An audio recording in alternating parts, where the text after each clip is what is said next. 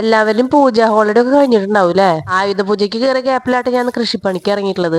ചെടിക്കൊക്കെ നട്ട് നനയ്ക്കുന്നത് വളർത്താൻ വേണ്ടിയിട്ടല്ലാട്ടാ, അത് പറിച്ചെടുക്കാൻ വേണ്ടിയിട്ടാണ്. ഹൗസ് വാമിങ്ങിന്റെ തലേദിവസമാണ് ഈ ബോക്സിലൊക്കെ ചെടി എന്ത് വെക്കും നോക്കിയിട്ട് ഞങ്ങൾ അന്വേഷണത്തിന് ഇറങ്ങിയത്. ഈ ചെടി ചെന്ന് വാങ്ങിക്കാൻ ചെന്ന സമയത്ത് ഭയങ്കര ചെറിയ തയ്യായിരുന്നു കേട്ടാ. അതുകൊണ്ട് തന്നെ ഈ തൈ വലിയ മരമായിട്ട് മാറുന്ന എനിക്ക് അറിയണ്ടായിരുന്നില്ല. ഇന്നലെ കുന്നോളത്തേക്ക് പോണ വഴിയിലാട്ട് ഒരു വീട്ടിലൊരു മരമായിട്ട് നിൽക്കണ കണ്ടത്. പിന്നെ ഞാൻ വിചാരിച്ചത് ഇനി ഇവിടെ നിർത്തിയാൽ ശരിയാവില്ല എന്നുള്ളത്. ഇതിന്റെ മുകളിലാണെന്ന് വെയിൽ വരുന്നതിനനുസരിച്ച് കൂമ്പലുകളൊക്കെ ചുവപ്പ് നിറമായിട്ട് നിൽക്കണ കാണാറുണ്ട്. അത് അങ്ങനെ ആ ഭംഗി കണ്ടിട്ട് ഞാൻ അന്ന് ആ ചെടി വാങ്ങിച്ചത് തന്നെ. തറയുടെ അടുത്തായിട്ട് ഈ ചെടി വെച്ച കാരണം കൊണ്ട് അത് വളരും തോറും അതിന്റെ വേരുകൾക്ക് കനം വരില്ല. അപ്പൊ തറയ്ക്ക് പണി കിട്ടിയാലോ ചോദിച്ചിട്ടാണ് ഞാൻ അവിടുന്ന് പറിച്ചു തന്നത്.